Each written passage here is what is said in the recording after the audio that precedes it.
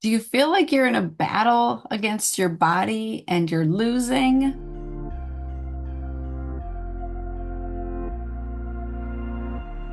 I know that I did for so long. I actually hated my body. I would just be so mad at it all the time because it wouldn't do what I needed it to do. I wanted it to live and function sleep deprived. I wanted it to thrive when I was feeding it garbage. I wanted it to feel good when I was causing all of this inflammation and pain by how I was living and the choices I was making, but I couldn't see that. Sometimes you can't see the picture when you're in the frame. I couldn't see that my choices were causing this. And even worse, I didn't realize that the way I was talking to my body and about my body and my life was actually keeping me stuck. It was damaging because everything you think, believe, and feel affects the physiology going on in the trillions of cells that make up your tissues, your organs, your systems, and your body. Like that is how it works. So we need to talk about that today, the mind-body connection, because it turns out you have way more control over how you feel and how you function than conventional medicine will have you believe.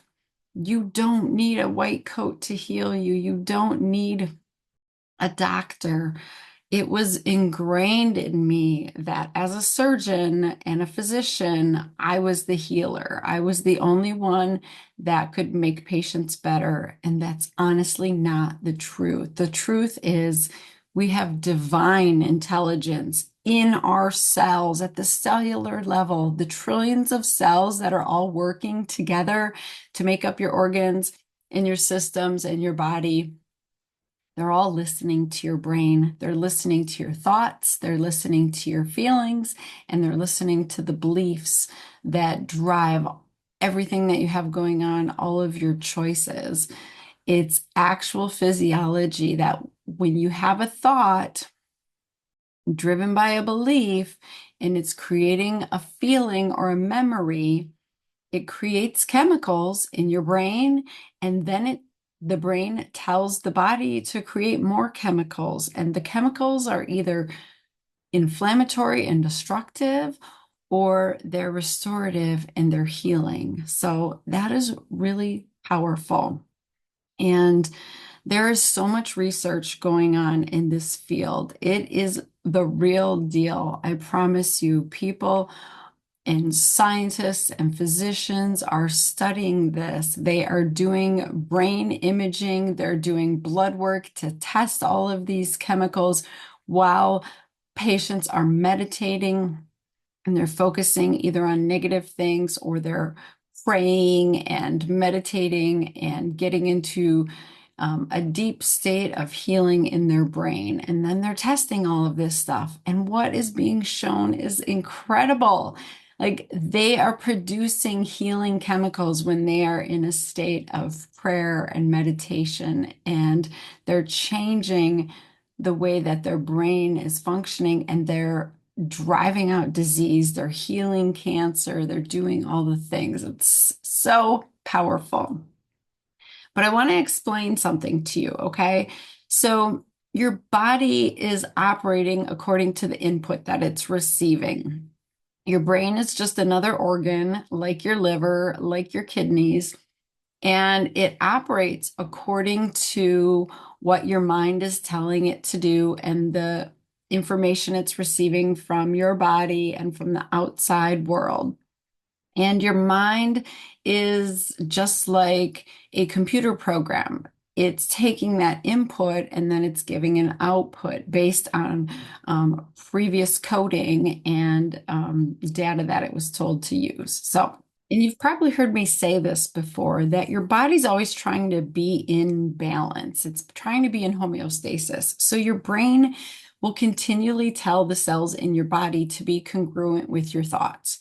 So, for example, if your thoughts are focused on negative things like, I feel tired, I'm in pain, it will produce chemicals and reactions in your cells to validate those thoughts and feelings. It will keep you in that vicious cycle of discomfort and inflammation.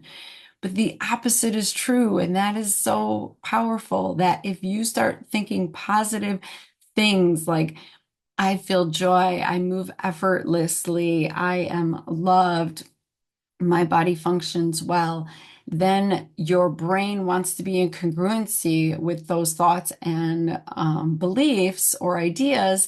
And so it starts producing healing chemicals and messengers to go out into the cells of the body and do that. So this is known as confirmation bias. Our brain is biased toward seeking confirmation of our existing beliefs and getting the body to be congruent with that. So that is why so many millions of people stay stuck, because the thoughts that they're thinking and the beliefs that they're having are keeping them there.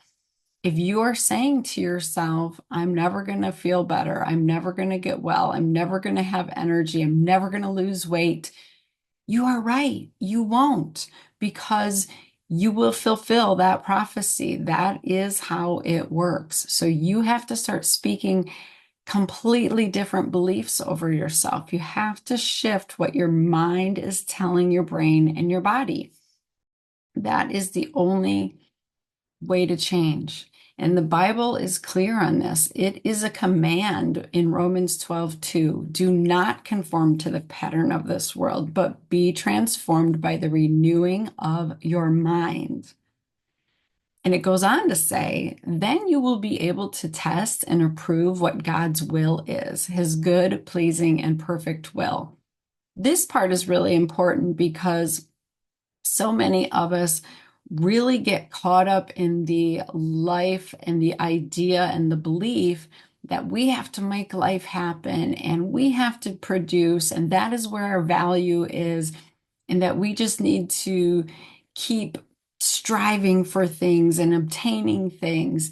And the truth of it is that causes a lot of discontentment and inability to have peace and joy and happiness, because you are really just focused on your will for your life. Like, I want this to happen. And God wants you to look to Him and fulfill His will for your life. He had a plan for you before you were even here. And if you can lean in and say, what is your will for me, God? Why did you create me? Why did you give me certain gifts and talents? Why do you have me on this health journey? Why am I going through these struggles, these trials, these tribulations? And lean into His will for you. That is where the transformation really lies. And it's a good, pleasing, and perfect will. He is trying to give you contentment and peace and joy. Like, all of that is yours for the taking. If you will get in congruency with God, get in alignment with Him, and say, your will, not mine. I promise you, so much of the struggle that you face every day and the pain and the discomfort, it's all because you are fighting against your body and you're fighting against God's will for you. You're fighting against the plan, your purpose. So I know this is getting a little deep, but I have felt it so profoundly multiple times in my life, because just when I think, I've invited God into the journey, I kick him out again. I forget about him. I try and do things on my own, especially when it comes to my health. When I'm trying to get myself better, I'm like, oh, I got this. I know how to do this. I'm the doctor. I can figure it out. And then I forget to go to God and ask God. And that really gets me in a lot of trouble. When I was an OBGYN, I had such bad back pain. I couldn't walk away from the OR table after I finished surgery. I got stuck in deliveries in the middle of the night, and I couldn't get off of the edge of the bed because my back was in so much pain and distress. And I finally got to the point where I had back surgery and I really thought it was going to fix me. I had gone through physical therapy and all the things, and I took 6 weeks off. I was a great patient. I did everything I was supposed to do. I was going to physical therapy after that.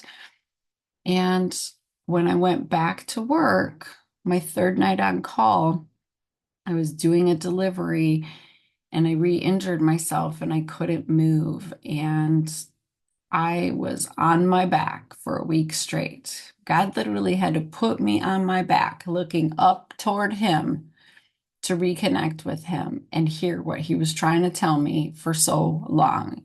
He was trying to tell me, you're carrying the weight of the world on your shoulders. You're trying to do it all. You're trying to take care of all these patients, your children. You're trying to keep your marriage together. You're not supposed to do it this way. And so I'm going to intervene and you got to take a time out. And that timeout was so frustrating because the surgeon was like, oh, it's okay. We'll just have another back surgery. We'll put rods and screws in your back. You might herniate above and below, so you might need more surgeries. That's the thing about back surgery. They're like glazed potato chips. You can't have just one. I was like, time out. I'm done. No more. I'm not having multiple back surgeries at 40 years old. There has to be another way. And God was trying to show me that it was all what was happening in my mind, all of the stress and the overwhelm and the out of control trying to do it my way myself was manifesting physically. Your body and how it is looking and feeling and functioning is a manifestation of what's happening in your mind. I had to renew my mind. I had to shift my mind. I had to see and deal with a lot of lies that were going on in my mind and shift limiting beliefs and break strongholds and change all of that computer programming that had been there since I was a little girl. The programming that I had to prove that I was good enough to be a doctor. I had to prove that I was equal to the, doctors who had, straight A's and like went to these Ivy League schools and they had all these accomplishments. And here I was, a high school dropout teen mom on Medicaid and food stamps. Like I had to prove my worth to be where they were and to be making the salary they were. And God was like, none of that's true. None of that's actually true. You are worthy because you are my daughter, and I have a really important plan for your life, and you don't have to prove it to anybody. And that took me a long time to figure out. It took me a long time to realize that my body always had my best interest at heart, and I was abusing it and neglecting it, and the way that I was feeling and showing up in life, it was actually my fault. So I needed to love my body. I needed to radically shift how I was treating my body and start listening to it and regain my intuition that I had lost as, when I went into medical school. They really brainwashed me. I'm just going to be honest. And we see that young girls are trained to no longer be in tune with their body. Let's cover up everything the body is saying. Symptoms are messages that your body is talking to you. It's telling you, I like this. I don't like that. This is happening. You need to do this differently. But we don't listen. We cover it up. We medicate it. We surgerize it. We do all the things. We ignore it. We get mad at it. There has to be a return to intuition and loving our bodies and loving ourselves. Love your neighbor as yourself. If you can't even love yourself, how are you going to love your neighbor, right?